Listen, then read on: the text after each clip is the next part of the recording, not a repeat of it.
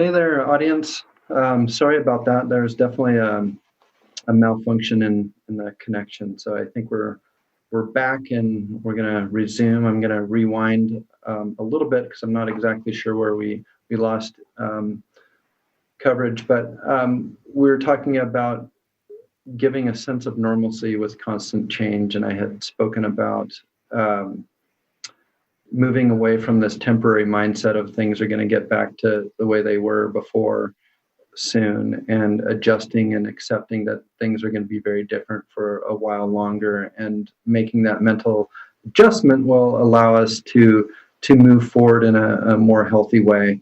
And one of the examples that I have is the COVID-15 for folks, of like just kind of letting some things go, letting some things slip, because um, it was this feeling like it was this temporary kind of thing that they would just bounce back from. And so really getting back into like, we need to look at all facets of our life and look at how to be healthy in all of those ways, including diet and exercise and socialization, which is another big topic that people keep writing in about.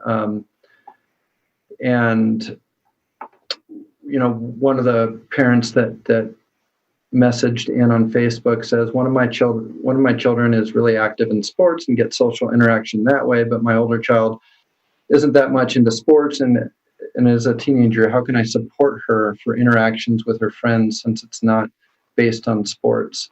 So I would try to assess. There's no magical way to do this, but how much social interaction does your child need?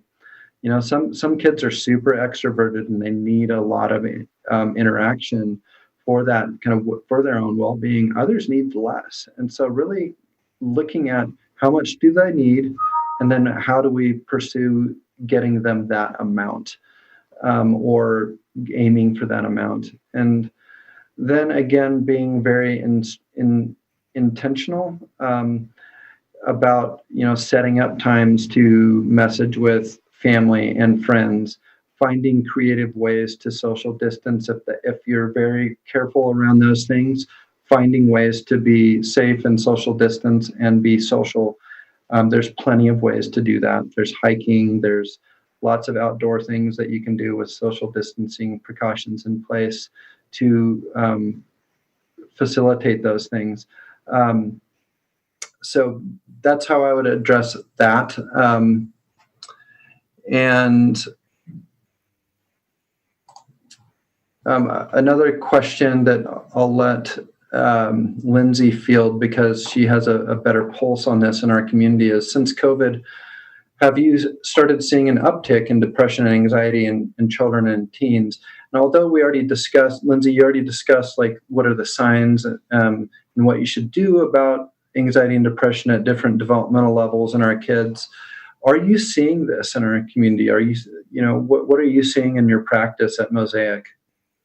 Yeah, that's a great question. I've seen it kind of wax and wane. Anxiety is pretty common for me in my practice this time of year, just with sort of traditional return to school. Anxiety is really common. So at the onset of COVID, I saw a lot more anxiety. May and June, I was starting to see a little bit more depression, though surprisingly less than we might have predicted. I think that it's a little different for children and for teenagers. There's resiliency in their just way of being in the moment, right? For us as adults, we're really maybe can get spun out on like all of the implications of all of the things going on in the world, but kids are able to be, and teenagers, pretty focused on what's going on in the moment. So I sort of had expected to see a major increase in anxiety and depression, and I saw a couple little periods of uptick, but nothing like what I had anticipated. So I think that really speaks to children's resiliency. And I always think about it in the context of like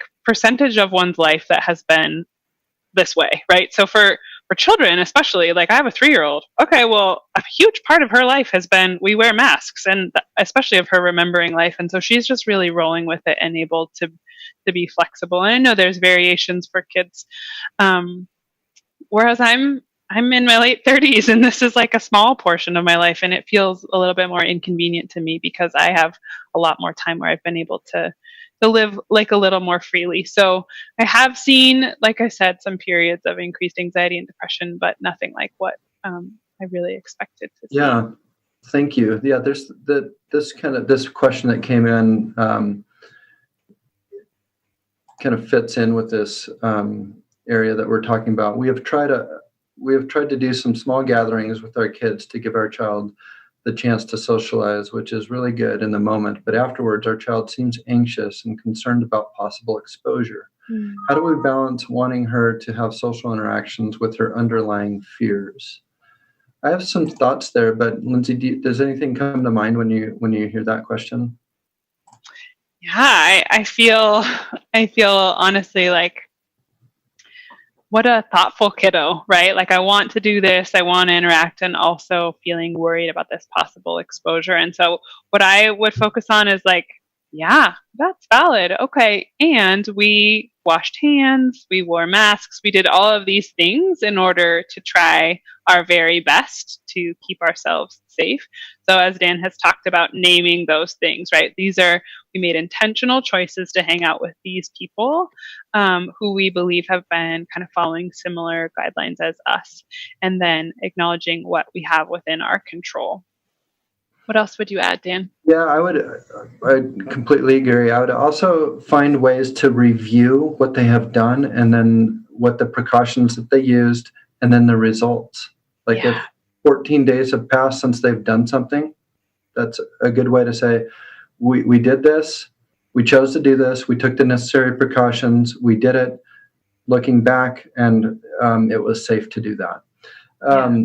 To transition, we have just a few more minutes left, and I want to get to our last challenge, number 3, which is self-care and communication, which is a question that just came in, which is pretty much just should be our bullet point. I feel selfish taking time for myself, and when my kids need me so much right now, how can I fit this in with everything else I need to manage as a parent?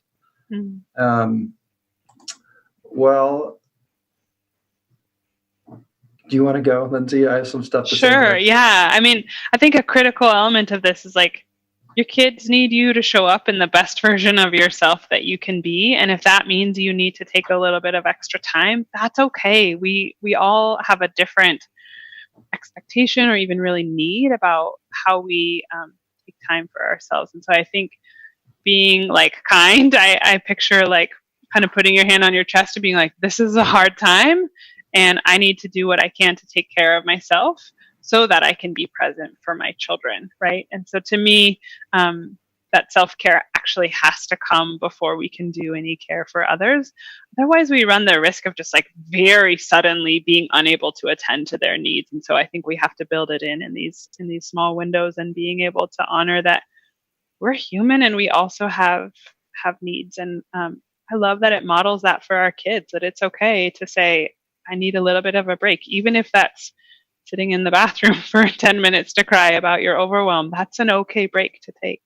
Yeah, I was hoping you would say that, but yeah, the modeling piece is huge, and then talking about it, Yes. talking about what you're modeling, and also something that Lindsay, when we're prepping for this, really emphasized of having some self-compassion through all of this. And I know that I haven't handled it the best way I could every single moment. I've had my episodes of pretty significant irritability and snappiness, and learning to apologize and saying that you're sorry for, not doing something the best is a good way to model it. It's also a good way to mend a relationship with your child, and to understand that it's not just affecting them; it's affecting the parents, and that they're in this together. So it can be help with the bonding, and having conversations with other people is so important.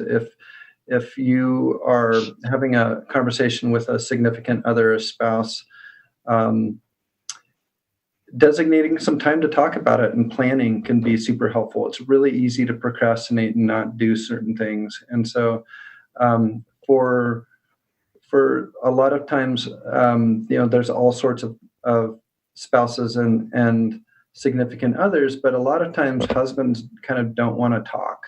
And finding the right way to talk to your husband. If that's your circumstance, then um, really being strategic about when you bring it up and how you communicate to your spouse. And oftentimes it can be really helpful to do it in a car or while you're cooking dinner, while you're doing something, as opposed to sitting down one-on-one talking. That can be, for a lot of men, just a hard thing to do. And so kind of weave it into something else can be super helpful. Lindsay, how else would you suggest talking with, having conversations and communicating with other people? Yeah, as you were giving that example, I was thinking about how important it can be to acknowledge, like, I get the feeling you don't want to talk about this, and I need to talk about it, right? To put it out there that this is a need you have in the relationship. I also think about single parents, right? Like, we have to make sure that we are connecting with other adults. Our kids can't be our sounding board to deal with our own stress or anxiety. So making sure you've got other people that you can call, or you can go on a walk with, or what have you, and you can share that vulnerability and say, this is hard, and hear them say, yeah, it is hard, because we in our minds can feel like we're the only ones struggling and everyone else is just doing this beautiful job, right? They have Pinterest worthy meals and a beautiful color coded schedule for their kids. But when we can be vulnerable and just own, like, wow, this is the hardest thing I've ever done, I will own that. This is the hardest thing I've ever done. It helps break down walls and helps us feel connected. And then we actually feel like we can do this together, right? So being able to own how hard it is and connect with other people. I would say the only caveat to that being, like, be thoughtful about who's around. Like, you don't want your kids to be hearing those conversations. It's really important that you're having those with another adult without your children present. So even if they're little, they're going to pick up on the energy of the conversation. So just being really thoughtful about that. But otherwise, connect, be vulnerable, be honest, own the difficulty. Thank you, Lindsay. We're about out of time. We could keep talking for another couple hours, and especially, which maybe warrants a part two. And maybe we could get Regina back because she has so much to offer in this community. And so thanks everybody for listening. Casey, I'd like to allow you to close it for us. Yeah, thank you so much. I just want to say thank you to everyone who's joined us today and hanging in there with us as we've dealt with our technical difficulties.